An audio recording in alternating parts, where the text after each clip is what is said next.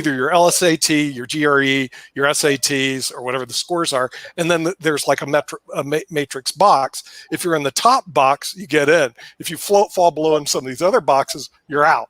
I mean, you almost don't even need an admissions counselor. You could take all the data, give it to a computer program, and they'll say you're admitted or you're not. So it becomes it could be a quite simple system. But here's the gaming on it. And Jim will appreciate this, because I told my son, because he went to Duke, I said, oh, you want to get into Duke? Yeah. Here's what you got to do. You got to game the GRE.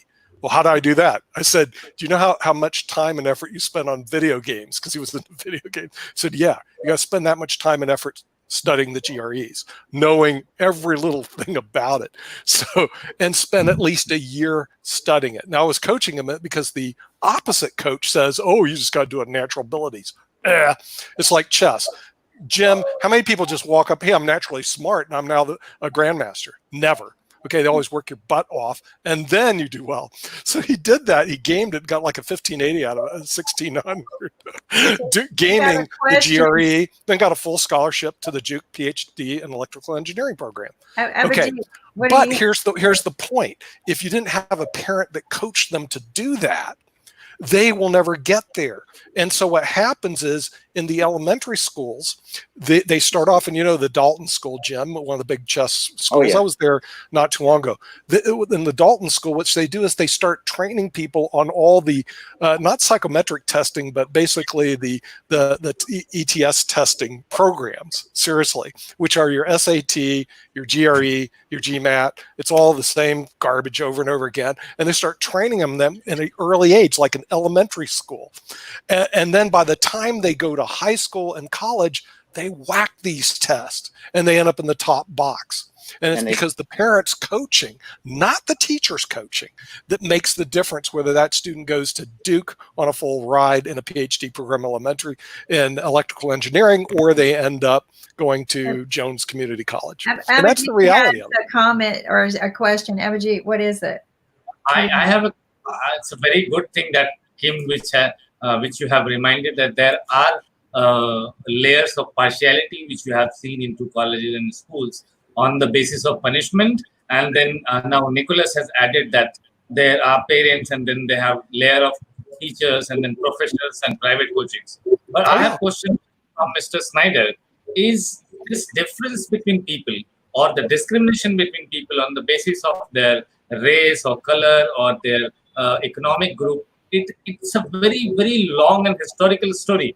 And people who have been discriminating, and people who have been on the upper side of any era, maybe in history, in past many 100 years, they also gain some of the power and money and then the position in the society. And at the other side, who were discriminated because of some difference, they went down, and now our societies have grown very liberal from before. So this cycle of building an asset, building in power and position, and then using that cycle, that power and position, for making more laws or making more policies, which again discriminates people. This cycle, is there a solution to come out of this cycle, or bring a very harmonious culture between where there is no discrimination, right for all, everyone is equally punished and equally cherished? I think you can answer. So are you asking about the US or global? US. If you will speak about US, it will be more precise. Okay, so here's my take on the US educational system and the implications for equal opportunity, or the lack thereof. We have a lot of competition at the college and university level. And I personally believe that that's enhanced the quality and diversity of our offerings. But we have a very inequitable K through 12, which is dominated by public education, but also some private options. And you know, the disparities in K through 12 are vast. I mean, I was a public school kid, but I never went to school in the inner city. And you know, Nicholas was talking about this, you know, teaching kids really tough stuff. They just are not stretched. They don't have that set of aspirations. So I think what's really unfortunate is that we get these these students starting out K through 12, and they're not developed. So they've been, in effect, discriminated against. And then they get to the college and universities, and then they're scrambling to give spots and access to students at that level. So it's a very strange thing. And if I may just say, what I came in today worried about was, how do we get the students transitioning into productive employment when you think about the conditions right now? We've got rungs of the ladder being taken down. The communities are under pressure. We've got 40 million people out of work. And then there's some technological pressures that are coming around AI. Just think about autonomous vehicles. And where is all this going to go? And I came in today's discussion, aside from being very happy to see everybody, I'm really quite concerned. I think this is the country's awakening to the need to do something better for populations, including K through 12 kids. But the conditions right now for having some impact and having success, those conditions are more difficult now than I've ever thought about in the past. So I have a question for the board. I was going to let Ankit ask it, and maybe he might have to because I'm having technical difficulty. But I get these kind of questions all the time, especially now that we started Economic Monday, and everybody just loves the team. Thank you, Dr. Snyder and Abhijeet, for joining us, because these are global problems. This particular question is from an avid viewer, but she's at work right now, and she would wish her name not to be mentioned. She is a single mother. I know of her, so she's real. She is a single mother who's at work, and her name can't be mentioned. She has a child that's disabled and no support, not even government support or much. Insurance is very difficult, as we all know, to get, and very expensive. She has a huge student loan that is just no way out of, like Nick keeps mentioning to us. You can't charge off the student loan, and no way out of it. And it's so expensive that it costs more than her ability to even pay for housing, right? And utilities and things like that. She's working 3 jobs right now, trying to take care of her child. Of course, this situation with COVID has sent her into a tailspin that she can't hardly breathe anymore, right? And trying to keep her head above water. She's done, to me, very well. She's communicated with me, and I've communicated back with her quite frequently, just to try to keep people's spirits up. But she can't get ahead. She can't find a job that was her career base. She has a degree in psychology, and I think an advanced degree. But she's working 3 jobs. Where do we go? And you bring up the same problem. She's struggling and has been in our society for quite some time, and she was suffering. And then we have kids coming out of school with nowhere to go. What do we do? I mean, what can we put together as a team and plan forward? Because I'm concerned. Well, I think one thing is you can give debt relief instead of bailing out the large corporations. You might bail out the people like the one you just described. And she's not alone. She's just one of many. And so how about some debt relief for the people instead of the corporations? I agree. Okay, here's the problem. Counselor. Okay, here's the problem. Okay, if you've ever been to Washington, D.C., the Tower of Power, and worked as a lobbyist in the Tower of Power, okay, there are lobby organizations, and I know I was with one for several years. It was quite impressive. There we go. Okay. Now the thing is, you got to see who the lobbyists are. And that's how I got our senators to actually come to Campbell Law School, because people at Campbell, how do you get senators to just come to you on the back? And I said, well, I'm a member of the 12th largest PAC in the country. Hello.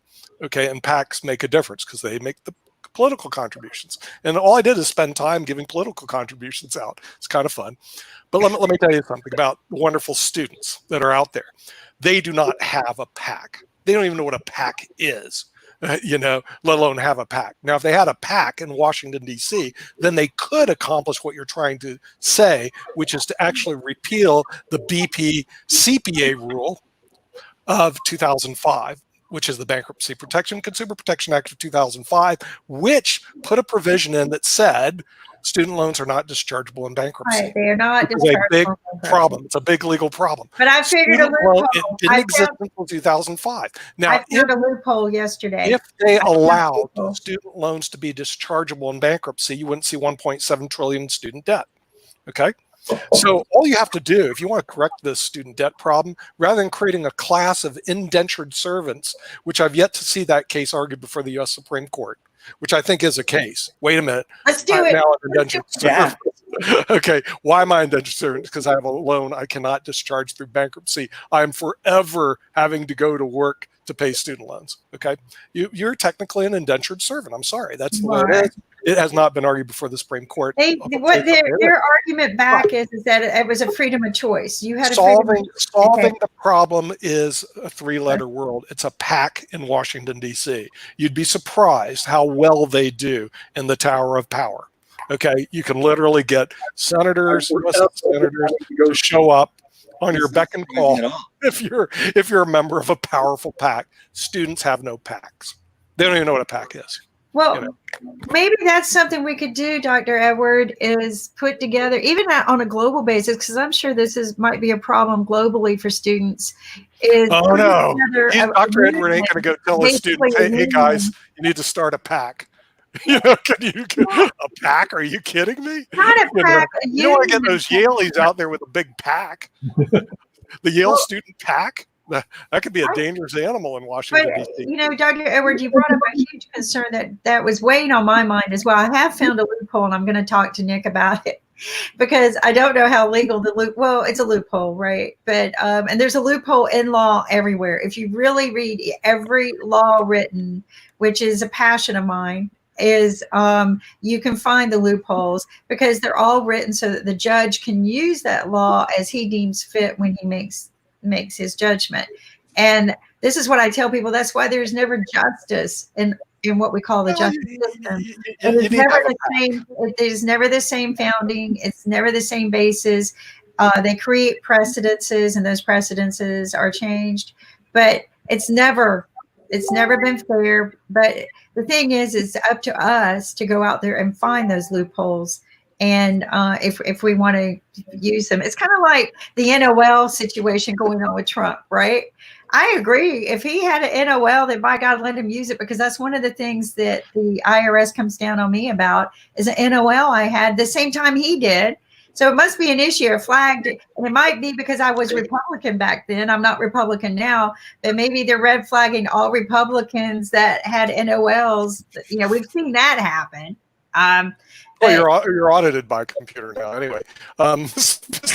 Roberto Soprano, a fifth-generation attorney in Italy, has joined us from Rome, and so he since he's had to spend time in the legal system in Rome for 5 generations, how is the legal system dealing with issues like racial inequality in Italy?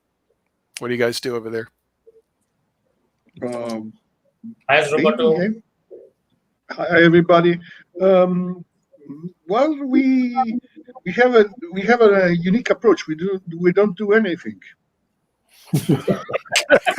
That is a unique approach. Which is the Italian way to deal with problems. Oh, the Italian way to deal with problems. Ignore it. Yeah, we defer. We wait for something to happen, and we usually betray the Germans, which is okay. Right. So what you're telling me in Rome right now, there's no marching in the streets, no protests, no nothing. They're doing it in London, but nothing in Rome going on. In Italy, no. Yeah, Italy. They're eating, drinking, and being merry. Think about it. They got themselves sick because they felt bad for the Chinese when everybody was coming down on them, and they did that National Hug Day, Hug a Chinese Day, and unfortunately, that's how they got COVID so bad. But I mean, I'm not making a joke out of it. This is serious. The Italians, they don't. Roberto, without riots and without protests, you never make it media. Come on, you need something bad to happen over there. Absolutely. So we actually, I mean, and just another thing to explain how sometimes Italy works. We have a huge unemployment problem, and we have actually some trade unions for unemployed. So just having a trade union for who's unemployed it's kind of strange, but then again. And I'm from a city which is in south, it's Naples. And Naples, it's not Naples, Florida, it's Naples, Italy. Naples, as Naples, Florida, tend to be very hot during the summer. Yes. Summer starts more or less May. So usually the unemployed trade unions march 1 or 2 days a week in Naples to ask for jobs and for work and for whatever it is. Until May, they usually have demonstrations and marches during the morning. When May starts, they shift everything after 5 o'clock, so that the sun is gone and they don't have to suffer too much while they're marching. So that's the way we approach usually problems. But besides jokes, we as race and all those things, it's a complex issue for Italians. We think we aren't really racist, and race has become I would say problem, not an issue. Let's call it an issue, which is very new to us. And since basically we had since the immigration started in Italy, but generally it's more a matter on, it's not a matter of the color of skin or whatever. It's more a matter of fear of the people that immigrants are taking jobs or are basically somehow hampering the possibility to get a job. Color has never been a huge Really, issue. it's taking jobs away. Right. But now you got this little virus that's taking jobs away. So you don't need immigrants anymore, do you? To take jobs away. We actually do need immigrants, because I mean there's part of our industry which basically relies only on immigrants, like agriculture and other things. But we had especially in some I wouldn't call them places, but we had a lot of problem with racism in the last few years, like in football. Also because I don't know why and when it happened, but most of the we have this thing which is they're called ultras, which are basically somehow the hardcore fans, and they turn more or less. The last 20 years, they turned right wing, very hardcore right wing, and I don't know. But in Italy, the idea of being a right winger is basically fascism. But there's nothing else that's not liberals, Republican, whatever.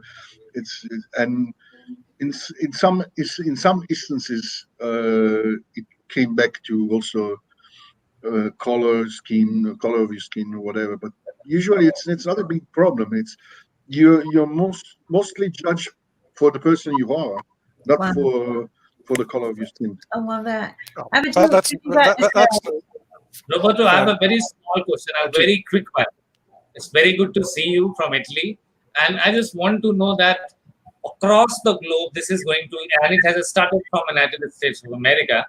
There are background music which is running across is the economy and the breakdown of recession which is yet to come up. Lots of loot and lots of robbery has happened in the United States. Always there is a gap between the government and people who have suffered a lot. And if I look at the number of Italy, the life losses and the deaths numbers are very high. In that scenario, how people are reacting to the government, because whatever the expectation they had from government, regarding health system or regarding health services, it has proven to be not up to the mark. It has failed to save their lives. So people are not revolting, they're not responding to government, or government is so powerful that they are keeping them calm, tight, or maybe government is very good, very nice to them, giving lots of freebies and lots of repairing work is happening. I want to know about it. That's a good question. Well, How's the government in Italy? weak Roberto? as usual. Weak as usual. What do you mean by that? Well, we changed. I mean, we changed more government in our history than I changed shirts in 1 week. So, I mean, I get your point, and well, there's one way of saying that we are poets, travelers, and saints, and we're not done for the war, and we're not done for the revolution. So it's pretty easy to control you don't need a strong government to control Italians, as long as we are used to the wars. So I mean, there's the government has made I mean, they made mistakes, but I think in the pandemic, no one can say they did it all right. I think maybe Norway, maybe New Zealand did most of the things right, but we made errors and the government made errors. We will judge them, we will discuss, we will insult them as usual. We'll make fun of it a lot, and nothing will happen. Okay, so the government doesn't do anything over there, and people just die of coronavirus. Let's go to Malaysia. Sharif, in Malaysia, what did the government do over there, and how many deaths do we have in your 33 million person population? What's going on in Malaysia? Can't hear you. Can't hear. Oh no, he's got speaker issues. Can't hear you. So while Sharif plug it in and out. Yeah, he's going to have to get. Yeah, yes, Professor. Well, while he is fixing his sound issues, it's fascinating to hear the report from Italy, and you know, the issue of immigration is on my mind. You know, as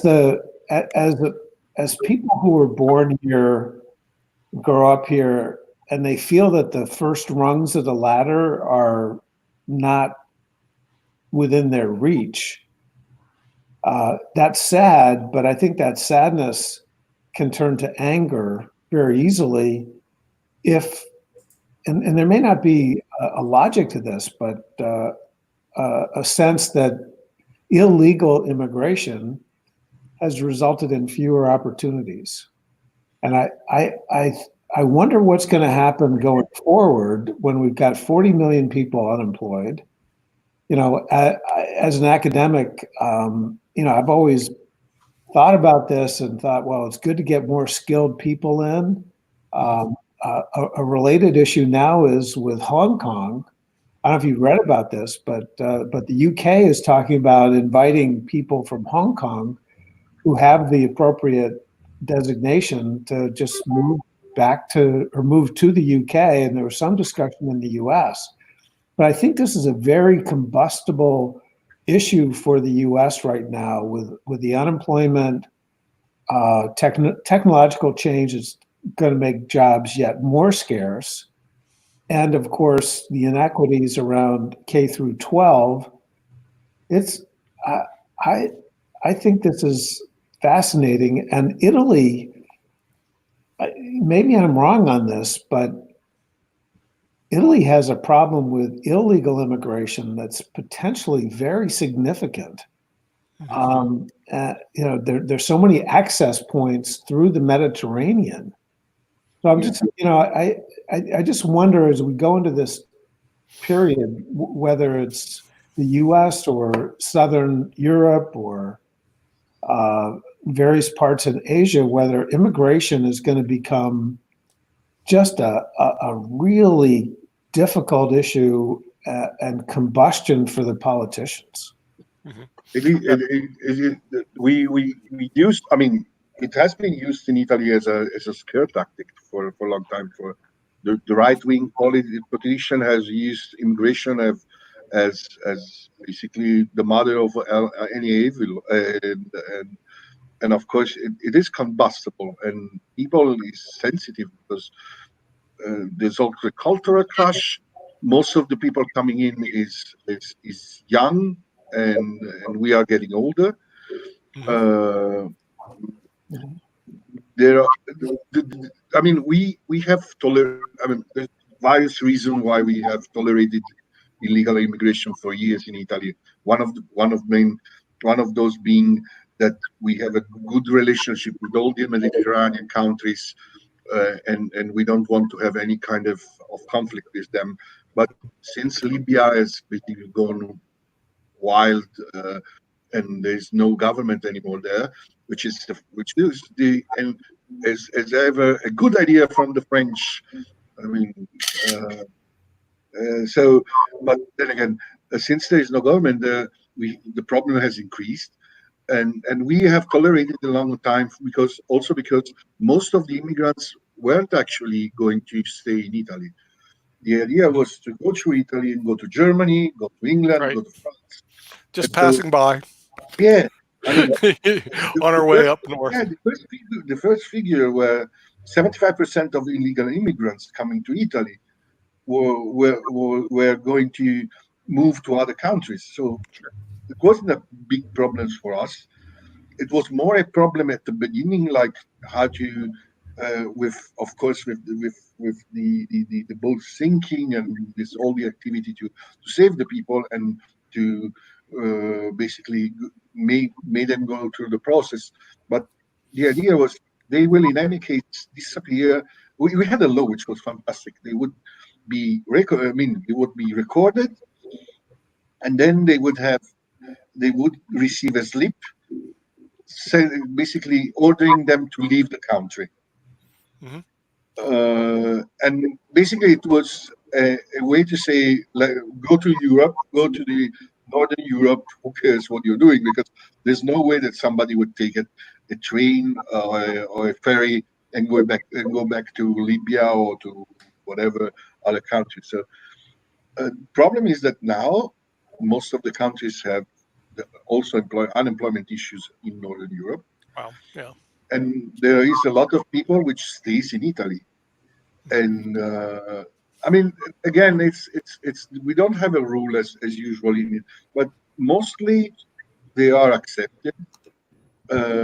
In some cases, we perfectly know that we can't go ahead without, as I said, agriculture is a sector where nobody wants to pick up tomato in middle of the summer in the hottest place in the world. And this is basically one of those jobs which is on the paper for Italians, but no Italian would do it. Right. I remember when I was young, we used, I mean, in northern Italy, where my mother's from, they have apples, and there are usually 1 or 2 weeks in September where you went to the farms, as a youngster, and would work for picking apples. And you made a little bit of money. It was fun because you stayed in the farm with the other youngsters and so on and so on. Sure. Nowadays, it's everything. For example, just an example which makes you understand how the things go. There is in northern Europe, in northern Italy, there's an area where they have an asparagus and white asparagus, which is renowned. It's very good asparagus and so on and so on. And this year, most of the production wasn't picked up because they couldn't arrange people from Moldavia, Romania to come over, and there was no way to substitute them with Italians. Mm-hmm. Similar in India and its surrounding, I guess, which takes us around the illegal immigration. What what Roberto is saying is India and Bangladesh has porous borders and it's a very long border. So always there is a infiltration of illegal immigration between India and Bangladesh. Recently, when in 2014 our Prime Minister took over, then he started doing as per the manifesto what he had to make our borders little stronger than before, so that this illegal immigration and infiltration can be stopped. If you will go little back of 40, 70 years back in history, then you will see India and Pakistan got divided after lots of massacres, genocide, and lots of Hindu-Muslim rights. So the basis of division was both of these communities were not so happy with each other. Still, we have largest Muslim populations other than Indonesia. So from my belief, I mean, about immigration from Bangladesh, correct me if I'm wrong. I read somewhere which was crazy to me, that there was a new law a couple of years ago, maybe 1 year ago, where they were searching for papers, and actually there's people who are third, fourth generation Indian, which is actually still considered as an illegal immigrant because they don't have papers or something like this. There's Modi made a law where you needed to have some kind of document. I have a solution for your Pakistan Indian problem where the immigrants go back and forth. You can build a wall. You can build a wall. Listen to me, and Mexico will pay for it. Okay, because they're into building walls, and Mexico paying for it. With that, Malaysia. I wonder if we can find out what the COVID-19 situation is over in the population of 33 million. How many COVID-19s? Are we still not being able to hear you, Sharif? Sharif, no. We are not. You'll have to we'll never know what's going on in Malaysia. Can't hear you. But we tried to do a correction into the law, Nicole. Plug in and out. Take your headset and plug in and out. Really? Why does stuff like that work? My IT guys used to tell me, turn the computer on and turn it back off again. It works. I'm going like, resetting the glitch. You know, computers are built by humans. But the thing is, smarter than us, but they're not. Turning things on. See, technology really bugs AI is not smarter than humans either. I bought a new iPhone, and the thing is, the person puts one iPhone next to the other, and all the data got transmitted over. I don't know how stuff like that happens, but this is what I speak on, Nick, and I tell people it's only. Also, Professor Scott, I wouldn't worry about the job. The jobs are all coming back. They're all coming back. Okay. You know what I miss about this? I miss all the people that I used to go out and meet and network with and speak to. You know, everybody went to this platform of speaking online, and I backed away from that. And I just kind of stuck to the TV show because I found it a lot more interesting to talk to people from all over the world on certain subjects. And talking to the person who's from down the street from you. Well, yeah. Well, talking down the street, a person from all over the world. That's a good question. It's been more interesting to me to hear from other knowledgeable people rather than me talk about what I know. But and so I've learned so much, and I'm still learning every day, and then trying to find solutions. As soon as Sharif gets on, what I like is that in Malaysia, they had, last time I looked at this, I'm trying to get an update, they had a population of 33 million with a total death count of 109 people. That's it. In Malaysia, and I don't know. Well, if you want to, we can kind of quickly, because we do this occasionally, and we got the board here. Be kind of interesting just to look at COVID-19 board. But the thing is, folks, you know, we're over 6 million people tested positive. There it is. It's not 12 o'clock yet, so we might see a glitch. You know, change. 6 million yesterday. But we're close to 500,000 deaths, which is not for the U.S., but for worldwide, which is what Nick and I actually calculated that we would be at near June, and this is June 1st. If you look at just the U.S., right, we're total deaths of 106,000. New cases yesterday, 4,272. So, but if you look at, you know, Russia is struggling as well. But the UK managed to get it under control. Italy, They haven't reported their numbers over the weekend, which is we're used to that now. But they'll show us their numbers later. But they've managed to somewhat control things. But let's take a look down. Where's can you hear me? Did I die? No, you're good. Okay. So it's interesting to me because I think what we're going to see as countries get this under control, we're also going to see their economic situation get better. And one of the things that interested me was Iceland. I keep bringing this up, but the fact that they never shut anything down, and the way they utilized their test kits was just so economically smart. Instead of testing people who were already sick, they just said, if you're already sick and have symptoms of any kind, just go over here and we'll treat you and get well. We're going to test communities of people who aren't sick and try to catch this where it could flare up. So during a time when there weren't a lot of means to test, they took a very intelligent approach. They never closed. They closed certain schools, but only age groups that might be at risk or students who might be at risk. So they took a very intelligent, analytic approach to their community. Of course, smaller, easier to enforce policies. But what I told Nick that I found very interesting about Iceland compared to most other people that we've talked to, but Hong Kong was another one who did this. They had pandemic policies in place. So they already had their flashlight and their tools for an emergency situation, right? That also applies to South Korea. Right. South Korea was another one that just better prepared because they've experienced these pandemics in a more serious way. But yeah, and so these are footprints, though, that we should be looking at. Even moving forward, we should take a look at just containment, because this is what I tell people. This could be just like HIV and Ebola and a bunch of other viruses and diseases that we never find a vaccine or a preventive means for, other than just establishing a better immunity, but also just establishing standards of control. And that's what we do for all of those viruses now that we understand them better. We have treatments for them, but we do testing, early detection, isolation, and treatments. And this might just be a situation where we have to learn to do that. So Kimberly, could I close off my time with you by giving you my partial list of losers coming out of the COVID crisis?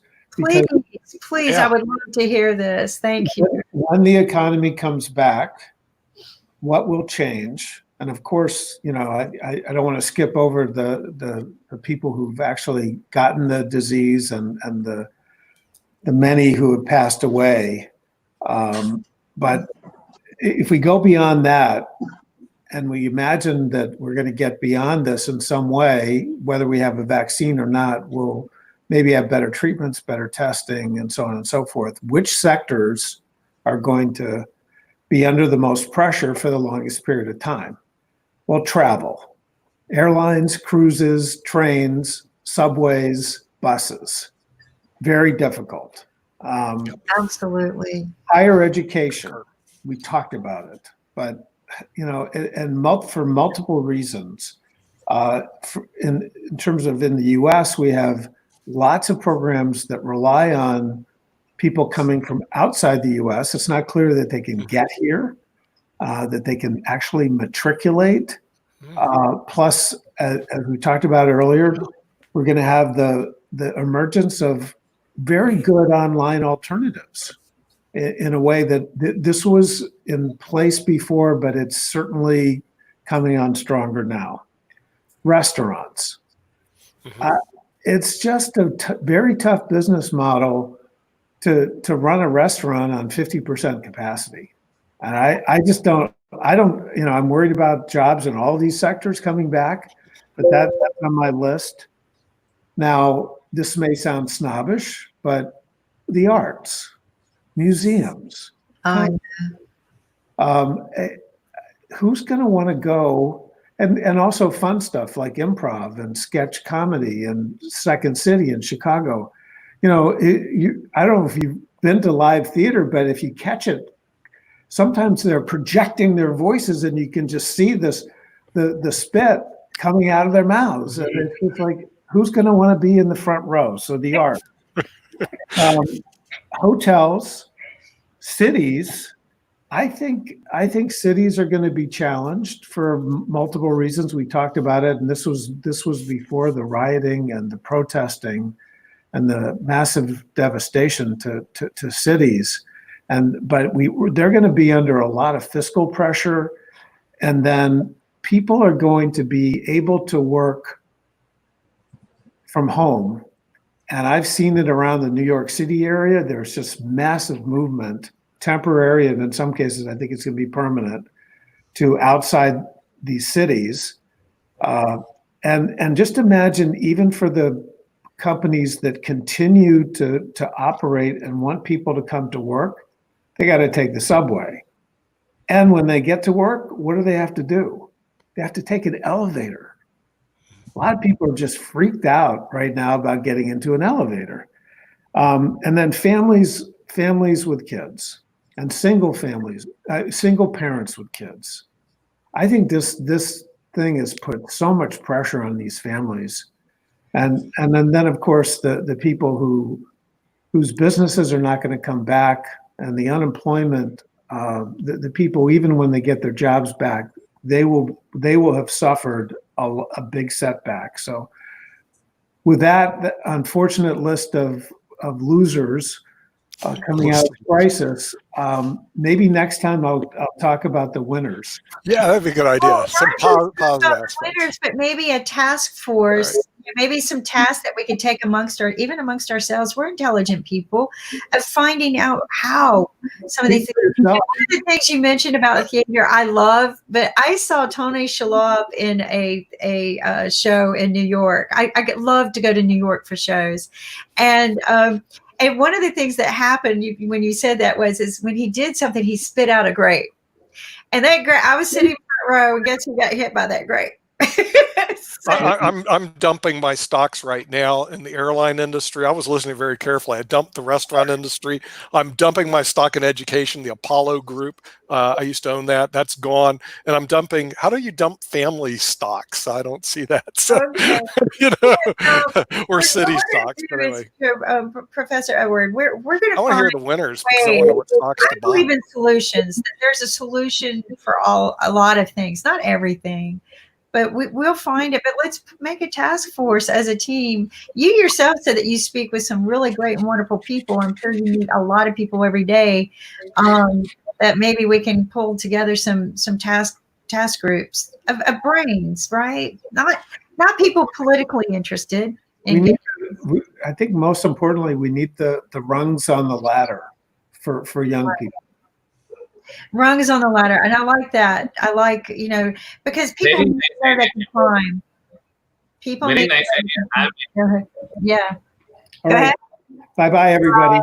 All right. Thank you, Professor. Thank you. Take care. Namaste. What a lovely. And I consider me in if you are making a task force, and if you want people who are from different expertise and different sector and different genres, they can actually come on board and do predictions which would help people.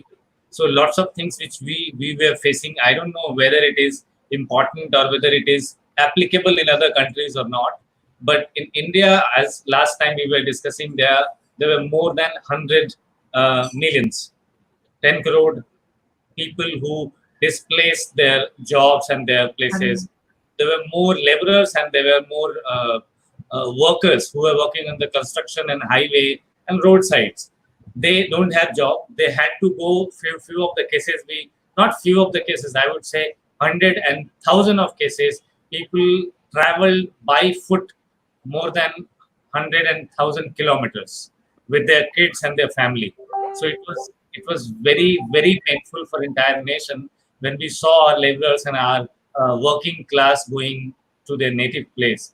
But now, since they don't have job, so what we started doing is we started engaging them into horticulture and many other opportunities where they can quickly at least get involved into a work which gives them a money, maybe for 6 months or 1 year, or maybe one crop or two crop. So these type of initiatives and these type of discussions which we do, definitely this can help people cross border, and consider this is a very good idea. I'll be able to do more time and more help into it. Actually, let's do that. This is what I tell people. Part of what I like to do isn't just talk about the problem, some whiteboard it, but like you said, find the ones that we can fix, right? And sometimes when you fix one, you fix many, right? And like you said, there's 100 million people displaced. And we did bring up something that I am concerned about. Majority of it, and I hate putting it this way because I think men's jobs are just as bad, but there are so many women, and I know this because my other mission is domestic violence, and they're displaced and they're put into a position of raising their children with no other income. And everybody thinks alimony comes into play in the U.S., and it doesn't. And so there are so many women who are struggling, and the level of depression gets really high, and then you just get worse. You don't get better. So to find, just even if sometimes we find one solution, we might fix 4 or 5 other. I would like to relieve the debt. I think that because, Abhijeet, you brought this up, reset button. I think it was the first time when we first started talking, and you said we need to use this as a reset button, and when we come back stronger and smarter. And when you said that cued me that we need to do that. We need to start using the technology that keeps us, that we have, put it in place. Go ahead. Knowledge.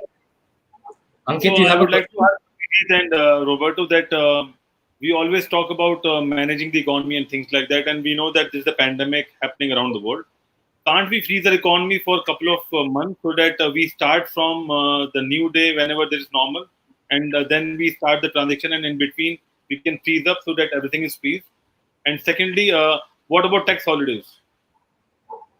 Can't we work on tax holidays and try to generate taxes or maybe money or revenue for government from a different source, and just try to give them a relief for small or medium business people? Because everyone is talking about stimulus, big budget for either for farmers or for big companies. What about the people who are in the middle sector? Because when you talk about education, the people who are in the rural or poor or below the poverty line, they get scholarship, or they get because of the economic background. And people who are rich, they are already in the board of those universities, so they don't have to bother about GREs and GMAT. What about the people who are in the middle cycle of their life, and then someone have money, someone don't have money, some students are very brilliant, some are not, but we're not talking about that. And that is those, I think, I'm not sure about the facts, but I think 50% of the whole population is about the middle class, and there is no policy for middle class. India will speak after Italy. Well, Okay. Two things before I answer. Two things. One thing is about the loser list. I would add women to the losers list because, as usually, men have this idea that everything is easy, and then we can solve everything by deferring, basically. And so now, during the pandemic, women have not only had to work, they had to also manage the family and manage the kids. A lot of friends I've spoke with have found out they have children because they thought that these two or three little people walking around were basically hosts or were just visiting, and you have to dress them, feed them, and whatever. And when you work from 8 o'clock in the morning to 9, 10 in the night, you basically don't care about this, while your wife, who does work the same hours, has also to care about this. So women have come out from the pandemic less strong, way weaker than they were before. Unemployment, as Kimberly said before, will basically be more an issue for women than for men for a lot of things. Stupidly, because I think that almost, I mean, also being a minor you can be a woman and a minor. That doesn't make any difference as long as you can do your job. It's not gender. It's the ability you have to do something. It's thinking that gender as color can make difference on work, on the way you think, and on your basically intelligence. It's basically completely out of. I mean, I think it's one of the most stupid things that exist. The other thing about changing, pushing the reset button is, and we go back to question is, we are using recipes, economic recipes, which go back to Keynes, whatever and those are recipes which are recipes of the 50s, 30s of last century. If everything is like, if most of the economy has changed, then also the answer have to change. Also, the way you actually, I go back to an example. There was a huge talk in the US about having the lowest unemployment rate in history, and everybody was happy about this kind of number. But if you go through the number, you understand that a lot of people were working 2, 3, or maybe also for more than 3 jobs, if it's possible. Which means that it wasn't. I mean, problem wasn't really unemployment, but the quality of the job available. I mean, there are also the way we measure. Maybe it's not just this crisis, the pandemic, but also the crisis of 2007. We have to change also the metrics where we consider an economy being successful or not. Yes, there are some basic numbers which we have to understand, because I mean, unemployment in the US has gone. I mean, also the number you have in the US as unemployment. There are some jobs, and that's true. The government in the US is right. Some of those jobs are temporary unemployment, because once the economy will restart, some of them will go back. Not all of them, but most of them. But there will be other jobs which will be lost forever. Or people who will be considered employed, just the way you basically count them as an unemployed or an unemployed. The problem is whether the people can live decently, and I mean, work, job is not the final. I mean, it's not the final aim of the life of a person. It's a mean to live better and basically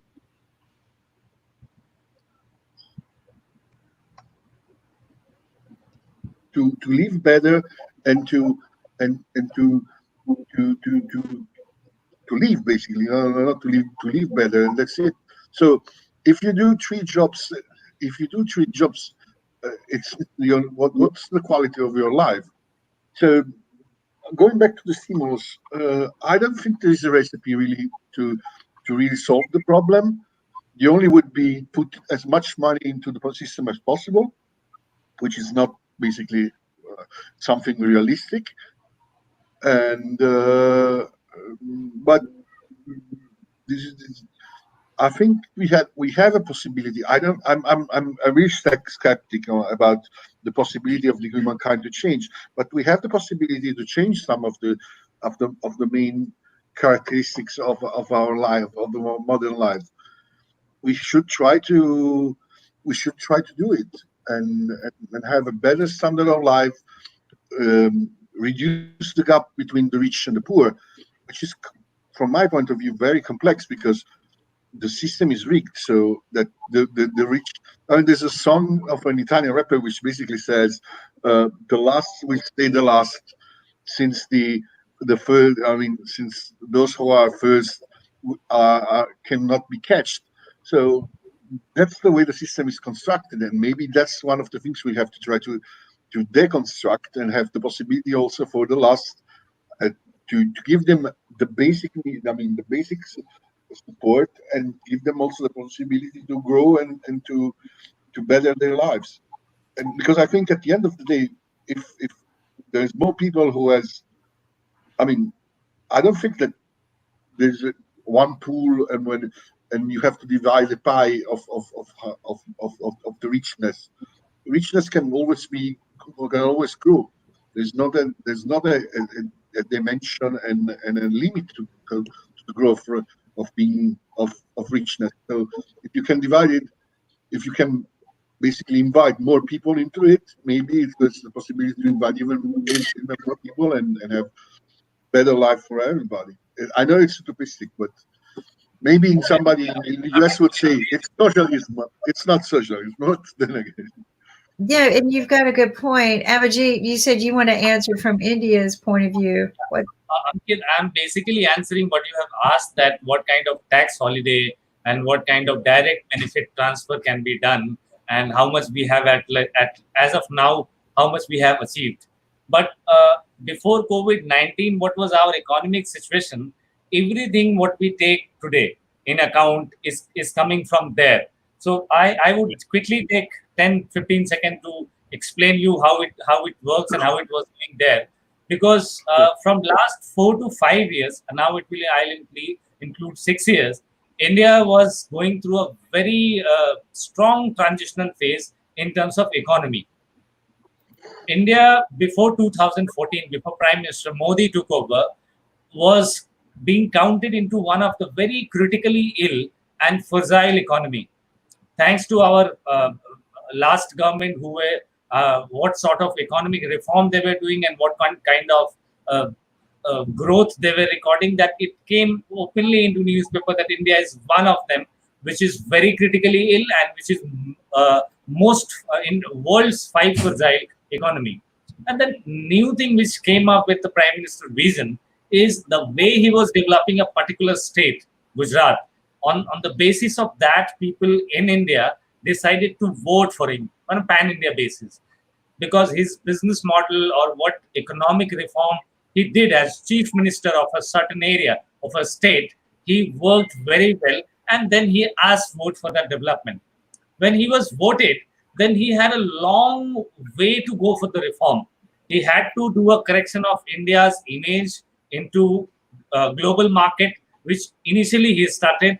Then he had to he had to build a trustworthy brand, India as an opportunity, India as a destination for investment, which again he managed to do. So if I look at the time when we entered into COVID-19, where we were in the trajectory that he decided, that our Prime Minister decided, we had a very good ranking jump from World Bank ranking, starting from 142 to 100, then we further climbed up to 72, and then we were on 63 at the time when we hit Corona.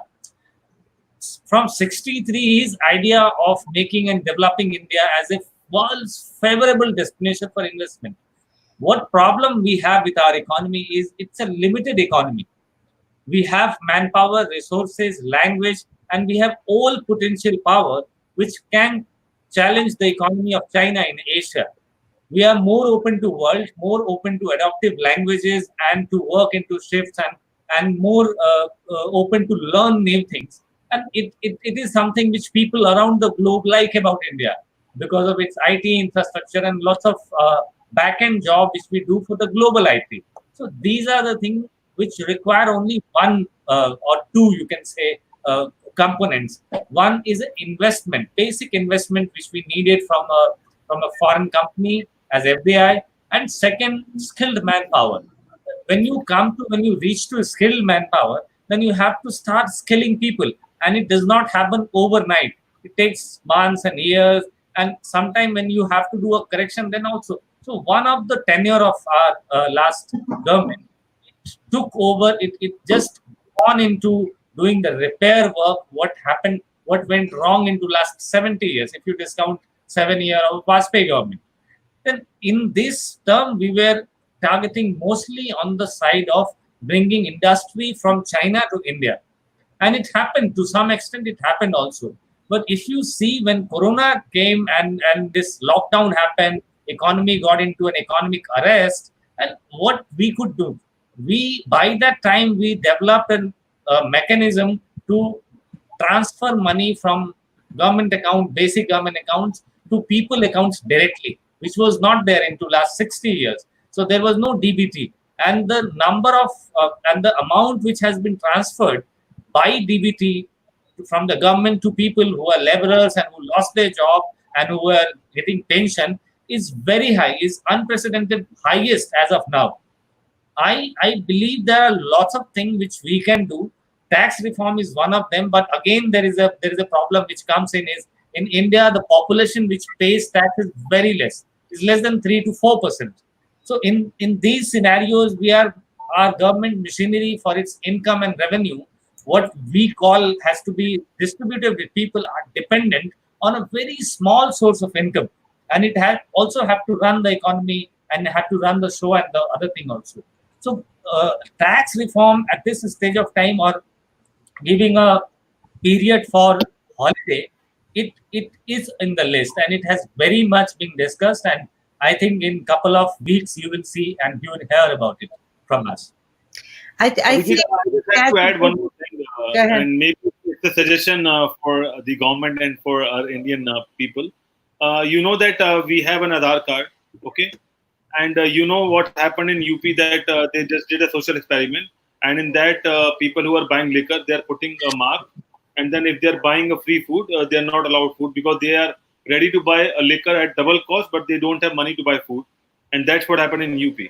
My concern is that during this pandemic, you know that some percent of the population in India, they are paying taxes, and they are doing their duty as the best way they can do it.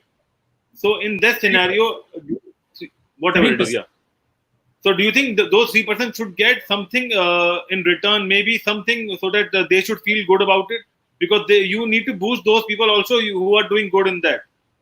That and I am never in my lifetime that you do a right politics and you are proven to be doing a wrong politics. It will hurt lots of people's sentiment. It will bring lots of people on the road with aggression and agitation. That you are only working for those three. No. Abhijeet, I'm not saying that you have to work for 3%. My concern is that there should be some added advantage for the people who are paying income tax. That's it. An advantage can be in some form or the other. I'm not saying that you have to give some money back to them or things like that. But there should be advantages are divided into layers. And these layers are decided by if you go for a loan right now and you want to start a business. Then if you are a taxpayer, obviously you have an advantage. If you take lots of things and you show that you are paying tax to government, then it is giving you a very upper edge into business, into your personal life, into your professional life, everything. But even if you are not a taxpayer, then also you have to be included into the mainstream of the economy. This is what government has been doing, because million and million of people did not have bank account in India.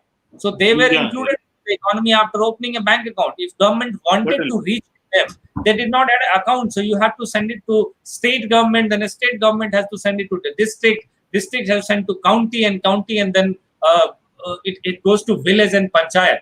So by the time what government has decided to give to them and it reaches to the actual beneficiary, it shrinks to 10% to 3%. The benefit. It was a very terrible thing which has happened with India. And now when we are trying to get things done, obviously the economic part, the economic vision of our of this government is going in the same way, that people who are 3% in taxation, if these 3% will increase to 5% or 6% or 8%, obviously the overall income of government would increase. It's a people economy, people's democracy, and this is how it works. So giving an extra benefit to tax, it is already there, it exists. Your suggestion is very nice. If something else we can add up, I think I'm more welcome to take your words through and put it in front of government. I think that, this is interesting because we're talking. Go ahead. In India, we talk about from the top to the bottom, and that bottom is till the end of that person who is living in the rural area. My concern is that during that chain, there are a lot of people in between who misses out. And then and then also, and whenever we make a policy, we make policy for farmers, we make policy for big giants, we make policy for companies who are in bad, maybe reviving a industry or things like that. But what about the middle class? I was talking to my father and grandfather and a lot of people who are into business, and they said that they haven't seen any policy since 50, 70 years about a middle class, and the middle class always come back on his own, overcome the problems, and then pay taxes on too. You will be highly surprised. And also, Vijay, I'll tell you, we all are with the government. You know that when you talk about middle class, everyone is with the government and they are doing a good job. But it's just that people don't have time and patience, and during this pandemic, everyone is not in a good frame of mind. In And India, the population ratio goes. Abhijeet, when you talk about loans, basically people can buy loans or take loans, but you know that when there is no money rotation, it's difficult for someone to commit a loan and then repay it because there is no business right now, so no one wants to go and take those loans. That is the concern, basically. Well, how does Italy take, Roberto? What do you have? No, just two things. First is, do we still have a middle class? See, that's a good question. Because that's a very good question. With the 2007 crisis, I think there's been a huge I mean, there's people who I would consider middle class in the 80s, 90s, maybe also in the year 2000, that now I don't consider being wealthy or they almost are basically in the last category. And they're not poor, but they are almost poor. Well, and I'm going to add to this because the indebtedness on the middle class man, they are more in debt than what they have. They owe more than what they even earn. Yeah, that's actually my second point. Kimberly, that's actually my second point. Is we have fostered and we have improved this idea to that debt is not so bad, and also debt from also state debt. Then 2007 in 2007 everybody has decided that debt is something very, very, very bad for both states and people. But still, there's a lot of people who does a lot of debt, and for crazy things. Because I think I wouldn't ask a loan for my summer holidays, and still there's people who loans money for summer holidays, and this creates not, as I said, it doesn't improve the overall richness of a country and of the world. It only creates more dependency from the banks or from the financial institutions, creates debts, which, as Ankit said, rightfully, the problem is that you have a lot of debts, and now the problem is who repays the debt. And so we have invented NPLs, UTPs, or whatever they call, where you have people who sell debt, which is garbage, basically garbage, and there is somebody who's recovering the garbage. Still, I mean, in India, Roberto, the ratio between the middle class and the poor class and the high class, the higher income class, is very, very unbalanced. 45% of our population is middle class. 50% of our population is poor class. And in 4% you cannot categorize, and 1% is the higher class. And 1% own 80% of the property. 80% of the wealth is owned by 1%. So this is how it is so unbalanced that what Ankit was saying, that there was no policy for middle class, there was no concession or cushion was given to middle class. Middle class will come later. There has been shocking absence of policy in MSME, micro and small industries. There was no definition of MSME. In 2014, when this new government started doing the definition and started discarding the laws which were no more required, there were 1960 and 1945 and 1950 law. When they started discarding, they realized that there is no definition which segregate a large industry and a medium industry and a micro industry. So somebody who is going to the government saying, I am middle class or middle industry, I am micro industry, I am eligible for this loan or this benefit. They do not have a definition written on the paper to fit in. So then the definition is still under progress and it will be out. Lots of draft has been shared with people and they came out. But definitely these kind of lapse has happened. This is why the growth which we have now has been terribly suffered. And I don't think so the new leadership is in any more mood or mode to compromise at any level or to dip down or let other people sit down and realize that, okay, these are the things you can still get away with. It is very difficult now. The political scenario has changed, and obviously it is making very, very strong impact on economic scenarios also. But that's because, I mean, that's one of the huge differences between the India economy, maybe also Brazil and China, towards Europe and the US. You are a growing economy, so the middle class is still important, as still a role in everything. In Europe, I think that middle class, as I said, I think also in the US basically that middle class is starting really to disappear, and and I think that from the 70s to until now, the middle class has been used, especially in Italy, as a milking cow, because most of the middle class Italians are employed. So basically, it's easier to get taxes from them because it's not you that you have to pay the taxes, but it's directly the employer who pays the taxes. So you get directly the money out of the monthly wages,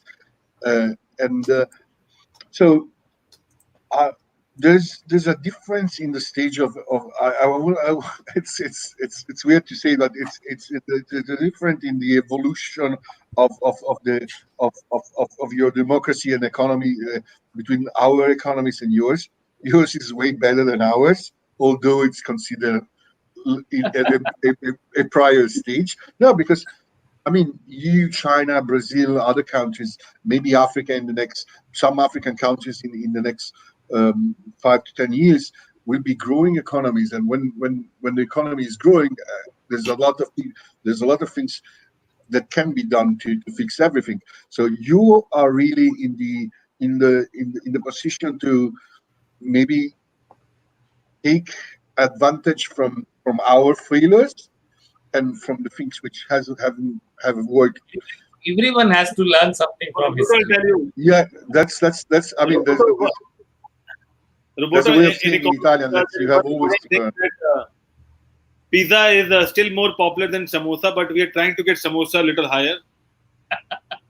That is what Hi, Mr. Shepherd. How are you? Namaste. Welcome. Namaste, Lynn. Oops, he's got. Oops. So my wife was on the phone downstairs, and so I was trying to just sort of, chill the background. But anyway, namaste. Namaste. You have met. I don't know if you got a chance to watch us earlier. We have talked about everything today. Oh my gosh, I cannot believe and I've been getting text messages. I wish they would post up on the comments of people watching us in a totally different world right now, like in another country, and I think it's in Afghanistan. We're actually on. Yeah, I tell you, I got a message from someone from Switzerland. But we're actually on Afghanistan TV right now. Really?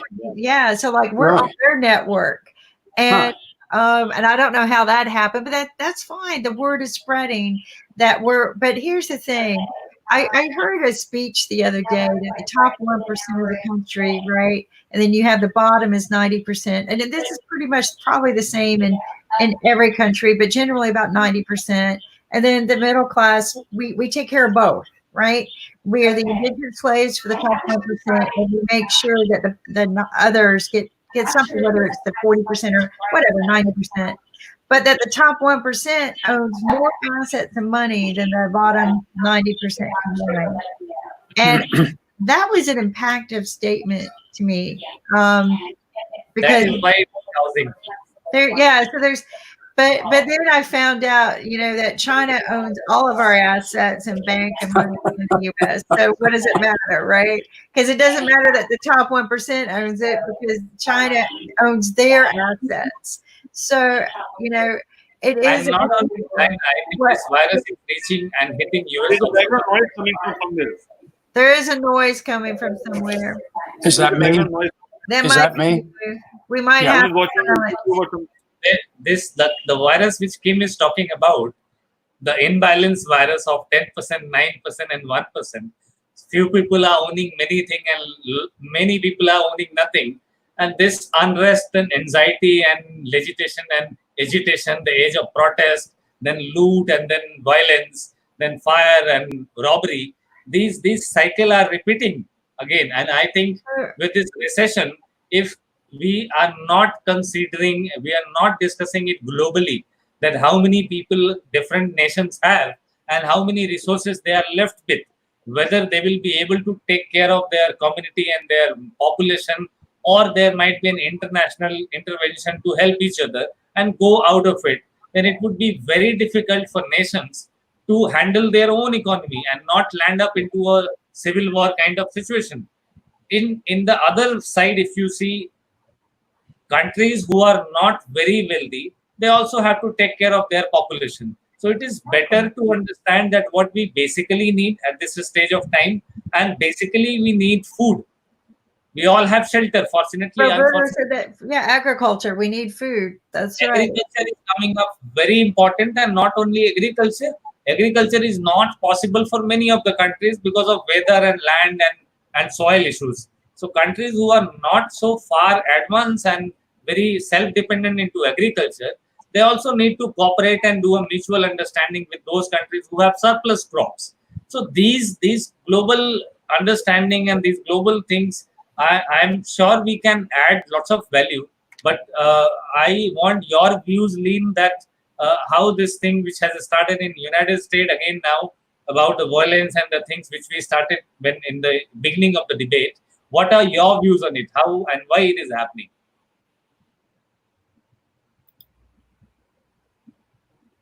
Can you talk, Lynn? You got to hear my question? Yeah. The background noise got really loud because I have a big dog and he was barking at something outside. So I really apologize. So Abhijeet, what was the question again? My question is the imbalance which we are seeing, and particularly it has erupted into violence in the United States after the discrimination call and then the call by these groups which were agitators. It happened.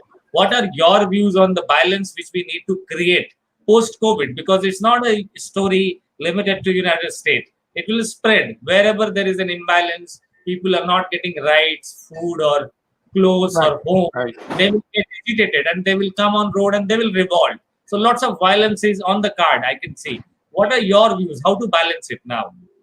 Well, I'm not sure. I mean, part of the issue we have right now is just solving the problem we have, COVID. This country hasn't been very good at solving a lot of the imbalances, Abhijeet. So do I personally see it changing? I hope it will, but I'm not sure that it will, because this has been going on. I'm the oldest one here in this group, and it's been going on a lot longer than my lifetime. So it's not one of those things where all of a sudden you put the brakes on and you say, okay, we're going to go in a different direction, and it happens that day. It just can't. This is going to have to change over a long period of time. And I think part of what you see here, and I'd love to hear Kimberly's perspective on this also. Not asking her to stop eating her lunch or whatever. No, I was just sitting back listening, because my technology is kind of flaking. But go ahead. See, a lot of the demonstration that's going on here. I heard this morning on one of the news stations, the mayor of Washington D.C., and I thought she did a really nice job and talking about it. So the demonstrators were out. The demonstrators, the legitimate demonstrators were demonstrating, and they have a legitimate perspective. I mean, clearly there is a lot of discrimination. There's a lot of, the disparity has to be changed. And the people in the poverty, we have to get them out of poverty. But then she pointed out that with the imposing they had to go home at a certain time, 6 o'clock, 7 o'clock, 8 o'clock, and they put the curfew in. She said it was interesting. The people who had legitimate issues all went home. Mm-hmm. But the people who didn't have issues, who were here to rabble rouse, to set things on fire, they stayed. And they stayed all night. And this has been this is an issue. So I'm not sure that you can look at the various protests that are going on and come to any total conclusion as to whether they're going to change anything or they're not. Because, sorry about my dog. That's all right. We have a combination of people with legitimate gripes who are excuse me, talking about what the injustices are here in the United States, combined with people who are just simply here to create vandalism and trouble. So, you know, if we could segregate the two and get the vandalism out of the way, maybe people would look at this and say, okay, we really have to deal with the disparity, and they would understand what it is. But anyway, I will add to that there's a truly a misuse of a word in this country, and I would like to start uniting us as people of one, just like Martin Luther King tried to do. Right. And his mission was, you know, he always said the coat of many colors. I would say let's try to just say we are one human race, but all too often the word what do you call it? White privilege is used and shoved in my face, and I don't appreciate it, because as a woman, even though I'm white, I had to work twice as hard to earn half the paycheck of any man in my country for many, many years. In fact, I even had my directors come to me and say, you know, Kim, you're earning less than the men here, or I'm going to try to help you get caught up to where they are. They wouldn't even make me the same, because there was a policy that said that they couldn't do that they had to scale you, even though I was working as good. So privilege is a word, if you really go read the definition, is something that's given to a certain group of people or to a person. It is not something that you earn. I earn everything I have. I am not privileged because I own a home or a car or nice clothes, which I've had that thrown in my face. Oh, you have nice clothes. Oh, you have this, you have that. Nothing was ever, I will get in somebody's face and tell them nothing was ever given to me. I had to work 3 jobs in high school.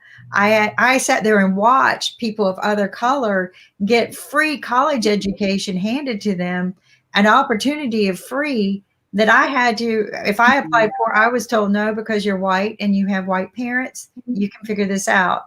So, but my parents couldn't do it. So I argue the words white privilege. I think that is totally misused.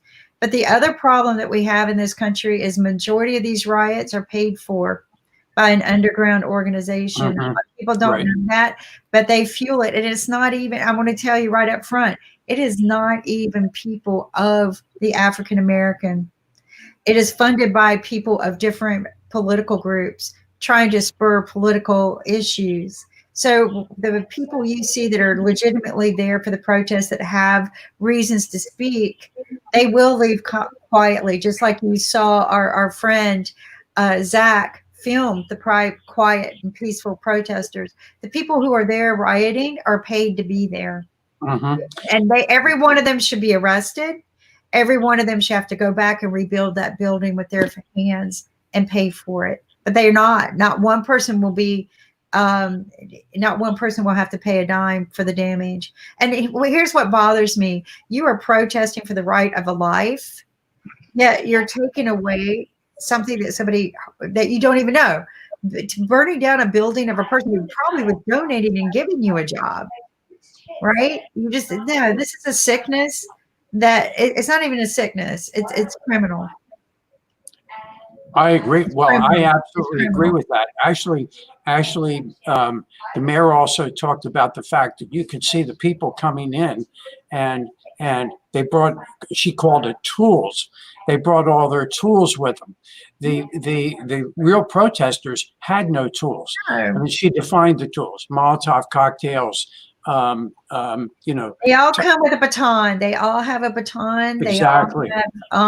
They all have pepper spray. No, they are equipped. No, this is an army. So this is, and whenever something like this happens, they know and they instigate, and they instigate it. But they are paid to do this. People don't understand. These are paid rioters. Like every situation, you can see it, and they come in. Yeah. That happens very often in India, and Abhijeet would agree that, and sometimes it happens from the different parts of the world, and these countries want you to have imbalance in your economy and keep disturbed so that they play their own games, and that's happening in India. I mean, Abhijeet, you agree? We have seen that since a while. I mean, there's always something going around in India, and we have enemies. All the time, you cannot have a country being into war. You cannot drag it into war. You have passive and indirect and behind the curtain wars which countries fight with each other.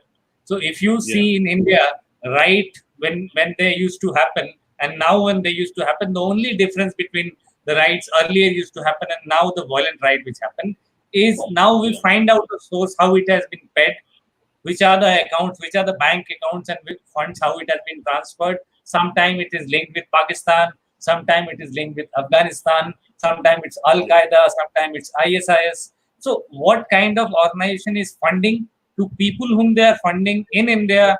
It comes out that they proven to be sometimes professor, they're proven to be somebody who you cannot even doubt that this person would be connected with a terrorism organization until and unless the link and other thing are compared. So in United States also, if I have seen lots of videos on Twitter that some people are getting money for doing these rights. So who are these people? Obviously, there is a political narrative which a certain community, a political community, I would say, is trying to encash by a death happened due to mistake. I'm not saying it's something which is very proud of. It is right. We should look away from this. It is a crime. It's a very brutal crime which has happened by one of the police officer. But just because of that, how a community can get involved?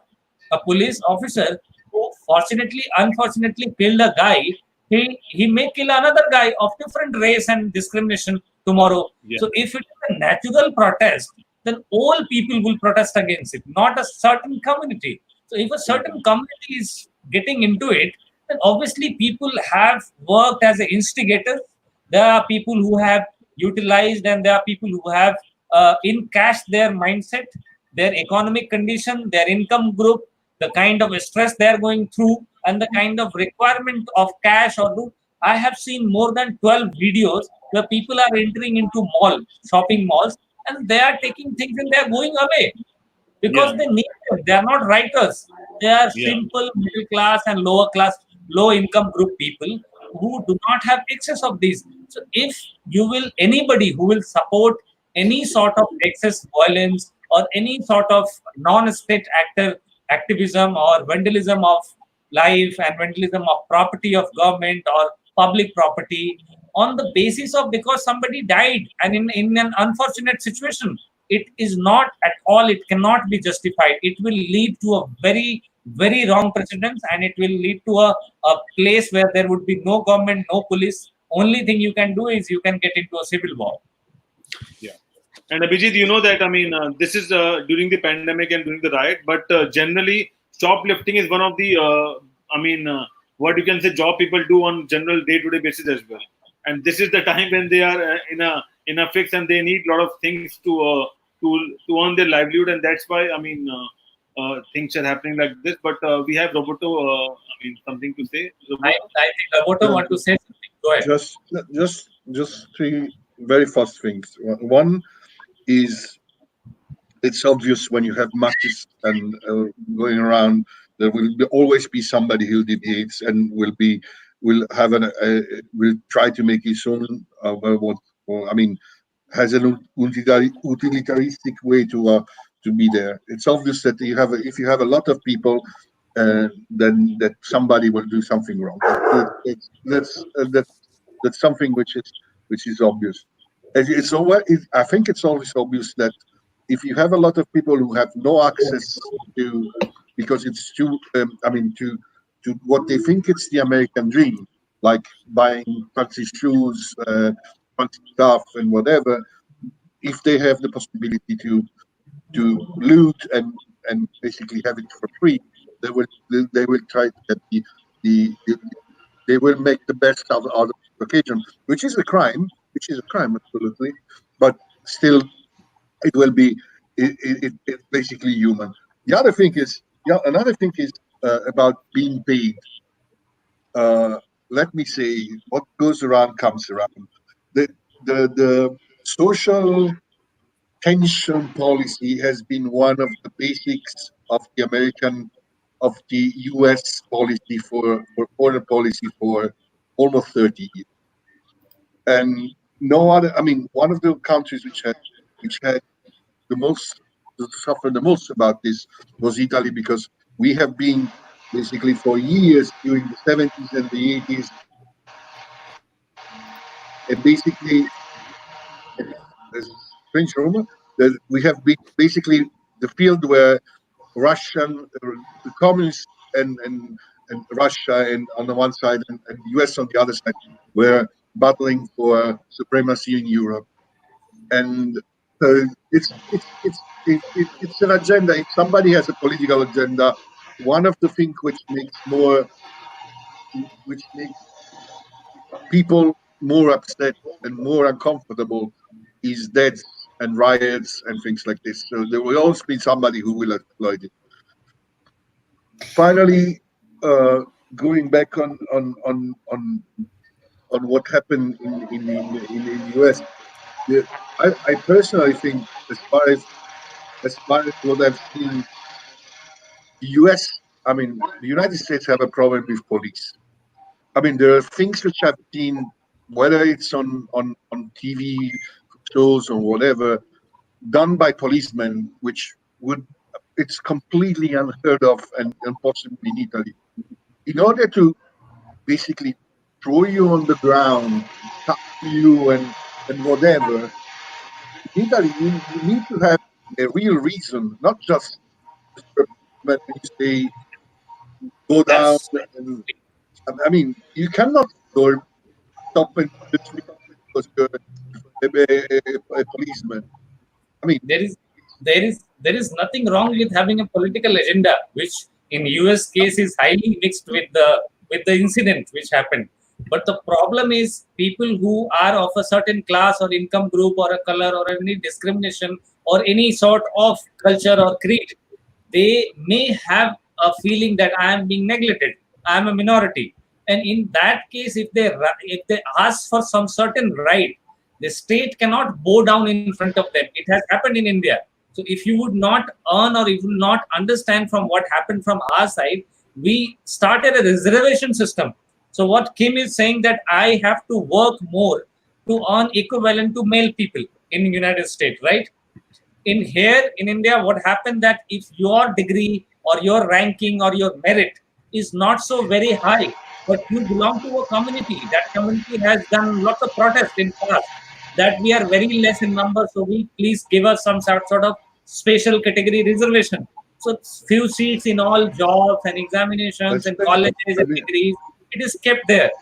This again creates an imbalance. So there is no scope of doing violence, one thing. Second, these kind of violence and people who get erupt out of some political motive out of these violent right, they are not right people. They do not do anything for the community, but they just try to balance their politics with this. third thing, if anybody, I do not know how the statement of your President Trump has been taken by media when he said he will mark an organization, a terrorist organization. I don't know what is the name of that organization, but it is not welcoming, but it is not also bad, because it's very difficult to hold violence of this structure of time when you are trying to play with the sentiment of your own people and making them stand against your own police. Tomorrow, what would happen? Who will die? How many people will get affected? Nobody knows. So these kind of democracy is not meant for this. Democracy is meant for there might be lots of people, they can get together, they can have their opinion, they can have difference of opinion, they can protest, they can choose their leader, they can make policy. If they are not happy, they can change the leader. These all are democracy. Democracy is not looting and doing robbery, killing people, Demo- putting vehicles on the fire. I mean, I democracy, agree. democracy is the way that the high bourgeois in France try to get the power of the aristocracy in France, without giving anything to the third state. So it's one of the biggest scam ever. I mean, the idea is very easy. You need to have a huge amount of people which lives in poverty in order to keep and sustain the part who will be rich. And that's basically it. And democracy has always been administrated by the bourgeois, by the medium high bourgeois, because they have the tools, they have the. But if you have to work in a mine for 12 hours a day, you don't have any political interest. If you have to basically go far on a farm and stay 24 hours on a farm taking care of cattle, the land, and whatever, how big can I mean how what part of your life will be dedicated to the idea of liberty, equality, and whatever? You have to survive. So democracy is a good thing if you're in the right part of the chart. If Well, you're I not, think the problem that we've been tough luck. kind of off and on today, and it keeps popping up, which is a sore point of the United States, is the incident that just occurred. But again, if we go back to that precedence of lawsuit that we were reading about this morning, which Nick said is probably one of the most biggest lawsuits discussed in law school, is Jordan versus New England, and that's when they determined that they are not allowed to hire intelligent people for law enforcement jobs. They're just not.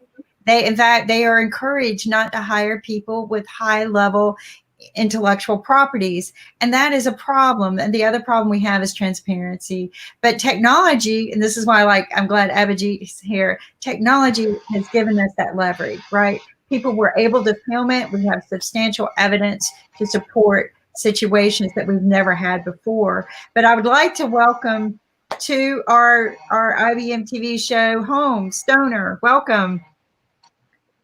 Hello. Can you hear us? Right. How are you? Hi. Wow, I am surprised. I'm very happy. So Very happy to meet everyone.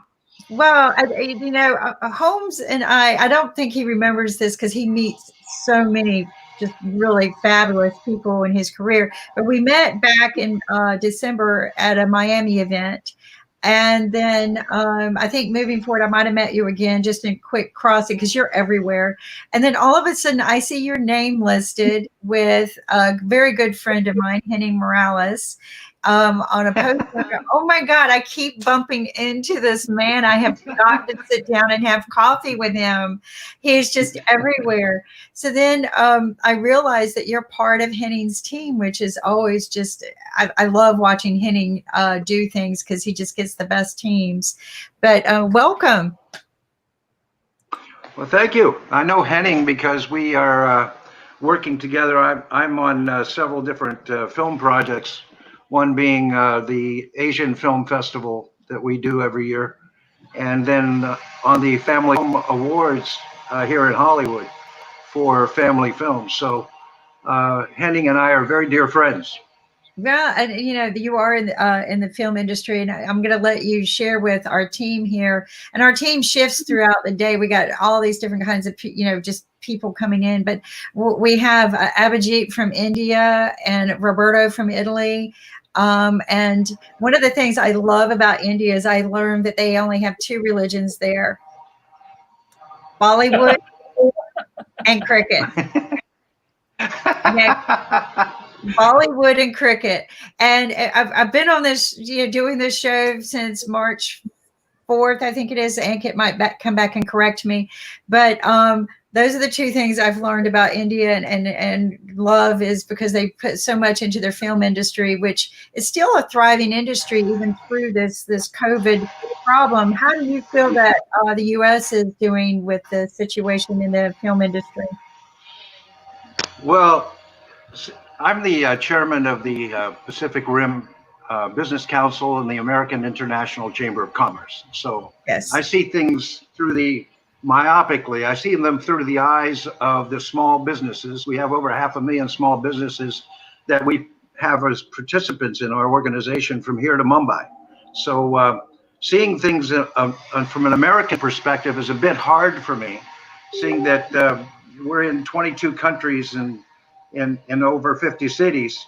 So I see things more of a outside the United States perspective.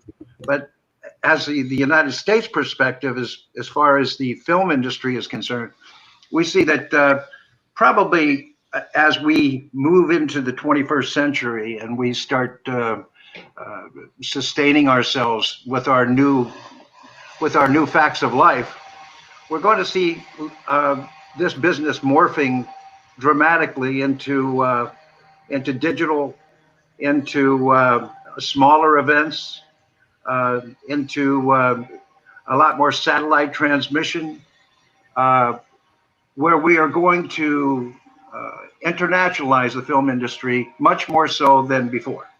And Bollywood being a very strong part of that, as well as Chinese producers and Chinese super colossal King Kong type movies. These are in the horizon. They're coming, and they're coming very quickly.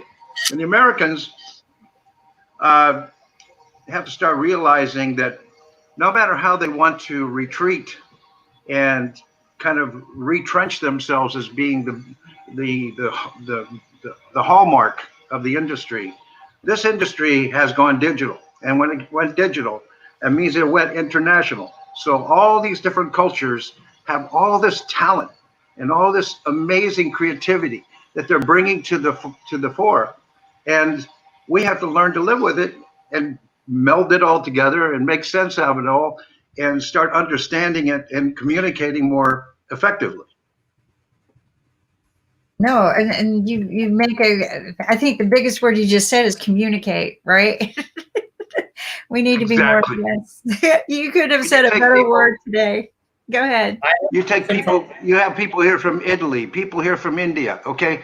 People here from all over the world that are meeting with you and speaking their mind. We're communicating as people, and we're using that technology that has been given to us, and we're trying to make the best of it, okay? And the thing about it is, it has good parts and it has bad parts. But the fact of the matter is, when you have the ability to communicate properly with people one-on-one or one-on-three or whatever the case may be, you're breaking down those barriers, okay?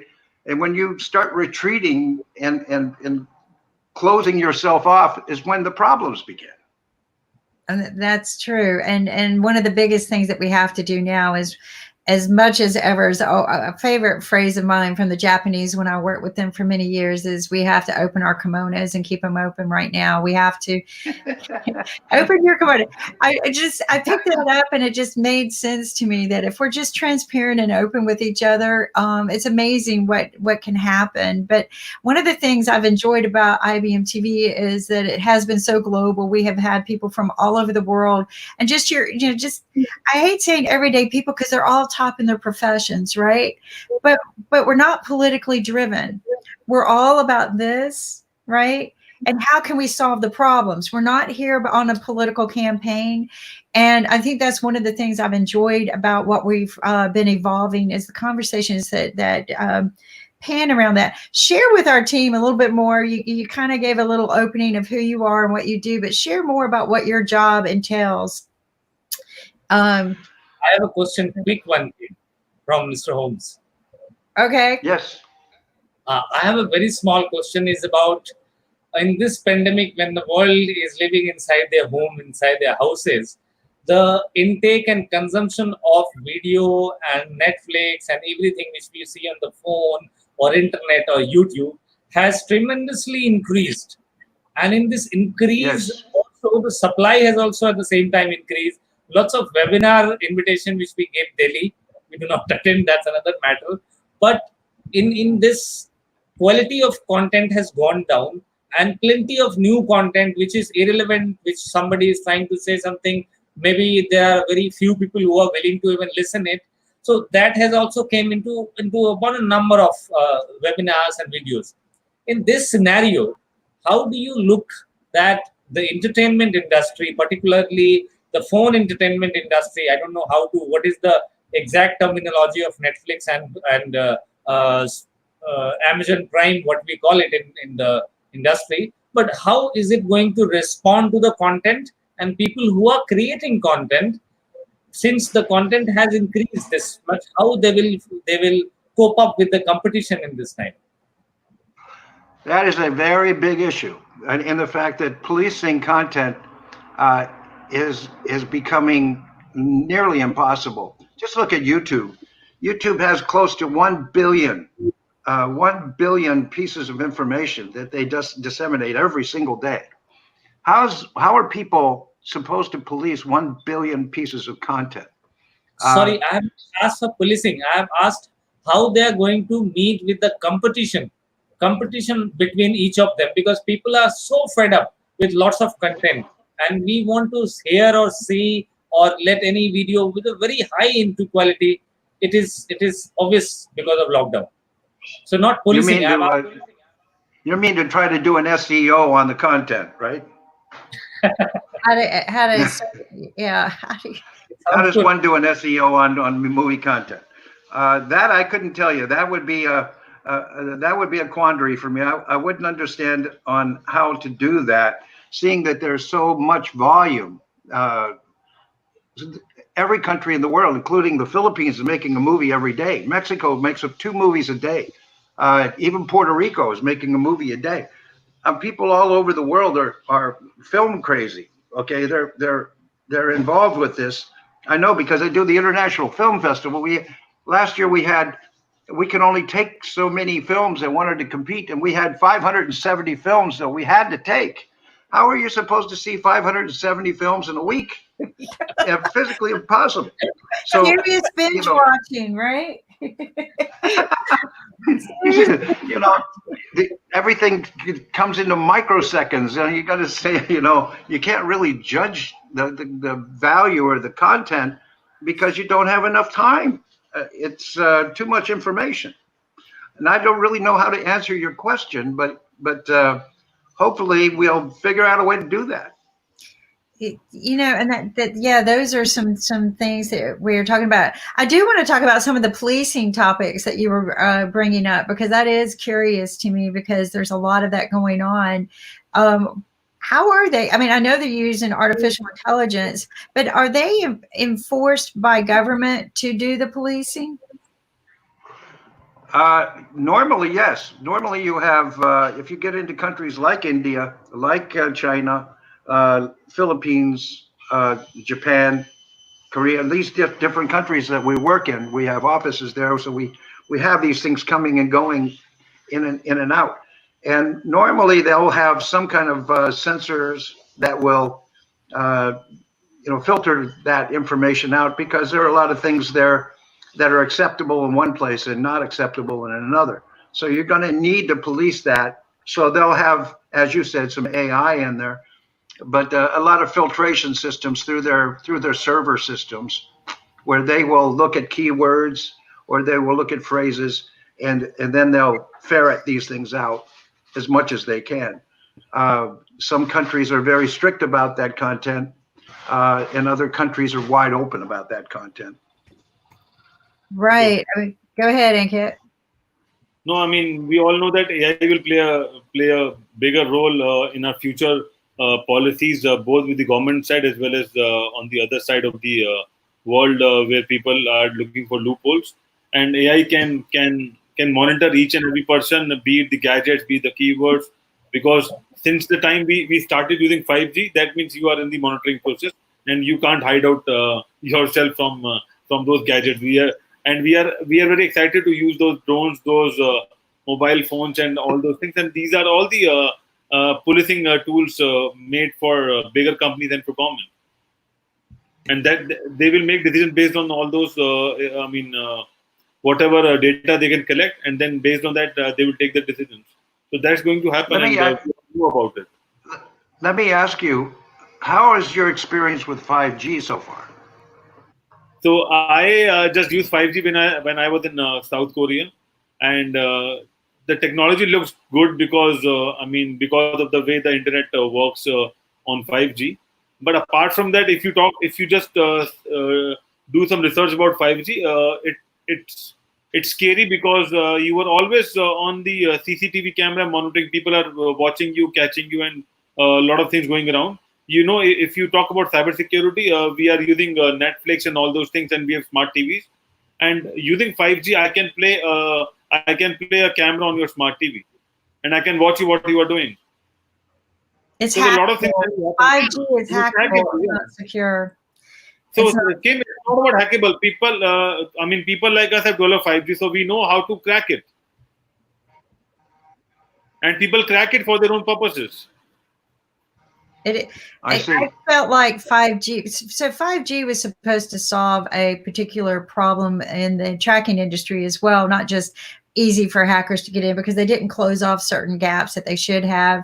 And this is my background in engineering for over 35 years, is building out telecom networks. And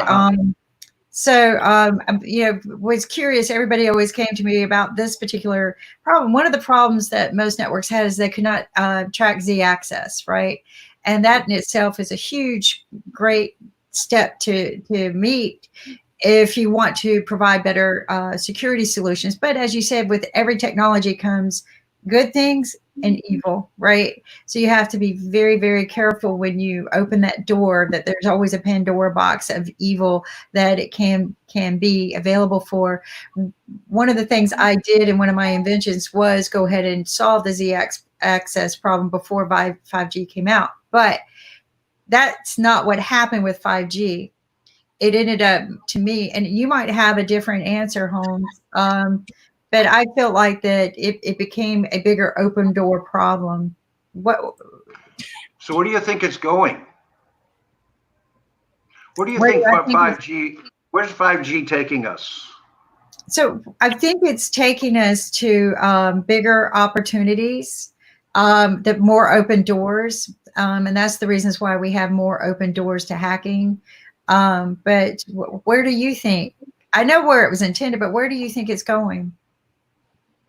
Well, I know that one of my businesses, I make steel framed housing, and we do affordable communities, smart housing, things like that. And the 5G is very handy for what we're trying to do, because it does everything from security to appliances. I mean, everything that the future as we see it electronically, 5G is very handy. But what you were saying about hacking and about radiation and all these things that you hear from the outside, I was very curious about that, to see, you've got the yin and the yang. You've got these two, as you say, the good side and the bad side. I'm just trying to figure out which is more equitable. Are there more bad things or more good things about it? Well, so I'll tell you something. Go ahead. So it's a simple thing. If you use 5G in a democratic way, it's good. But if you use it in the other side of the world, it's bad. So now you can imagine how you have to use it, and you are in which part of the world. That's it. Good answer. Good answer. Yeah, and that's what I guess Ankit was writing, because we talk about this a good bit, that, cybercrime is what, $8.6 billion. So for the hackers, I guess it's a pretty lucrative business. It's going to be lucrative for the good people too, because there's so many good things we can do, right? It's going to improve our ability to track for security, not security against crime, but just for security of your own employees, because that's what solving the Z-Access was to help solve certain problems. Your smart home. Kim, there is one more thing. Kim, there is one more thing. We are not talking about something which is very important, and that is hardware.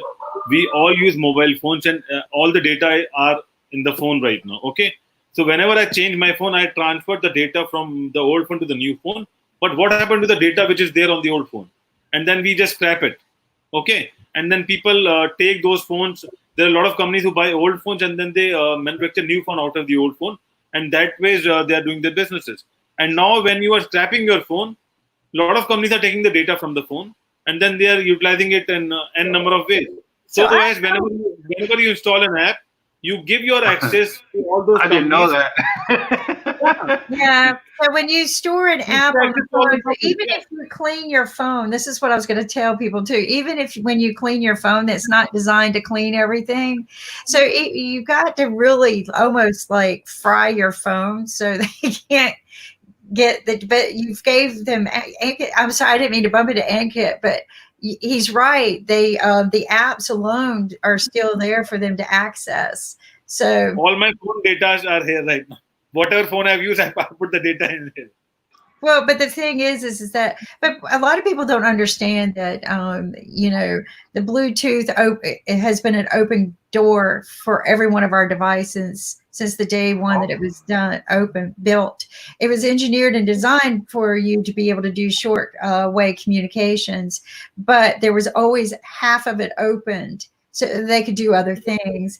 Well, that open gateway was something that hackers knew more about than the common person or even engineers to be able to utilize. So, with 20 billion devices out there, we've just opened up 20 billion open doors to the hackers. But it's a, $8.6 billion industry. And this is what I had a conversation about at two of the universities where I sit on the board for science and for cybersecurity, is that the people who are in the hacking world, they have more incentive to do this because financially it's a bigger gain, whereas we're paying our people $100,000 a year to fight the crime, maybe $40,000 a year to fight the crime. A hacker can easily make $1 million. Who's got more incentive here, right? So it's, I speak at the law enforcement on this as well in the cybersecurity industry, and it's quite interesting when you put that in place. Of cybersecurity, because by 2020, India would have 800 million smartphone users. So you can imagine the size which we will have to manage, and every smartphone is a potential threat to bank fraud and to a cyber hacking. So particularly we will be on the channel, and India again would be a very huge market for the content which Mr. Holmes is developing. So it was pleasure talking to all of you. Yeah, because Abhijeet is big into smart technology. So the two of you need to make a connection sometime. That's what his world is smart technology for lives, quality of life. So well, then we segue over to the financial part of it, where everything is going digital financially, and you take the entire world financial market as we see it, and it's got to sustain itself. The old way, the old currency ways, the old Wall Street model has become passé. Basically, you're looking at people around the world looking for an alternative. From crypto over to Forex exchanges on how to readjust or to make the new currency for the new world. I'm curious to find out how that's going to interplay with this 5G. Well, if you can hack into it, if you can hack into it, you can make billions. Well, so a lot of things, and I don't know, maybe we can sit down, and this is a way, way big conversation as well, just on its own. No, but Kim, we can talk about that. Go we ahead. can discuss about that on our payment show, which happened on Wednesday, 1 p.m. EST. So Yeah, we we have someone from the payment industry. They discuss about how the payment industry will change in future and what happened to the technology and how we can work it out and what are the best ways to secure your payments.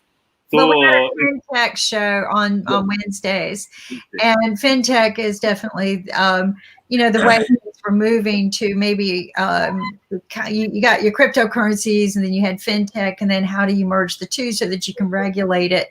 And a lot of people have been trying to do that, but what do you do, right? But smart cities, if you've ever attended, I'm sure you have, a lot of smart city conferences. I've seen technology that was totally invasive, where they have little microchips, this is smaller than the tip of your fingernail, that goes onto every light bulb that goes into your refrigerator. I've seen it. I was in the development lab with them. And what is the intended purpose? To watch somebody open up their refrigerator door, right? Abhijeet, Abhijeet, thank you. So, and Abhijeet is in the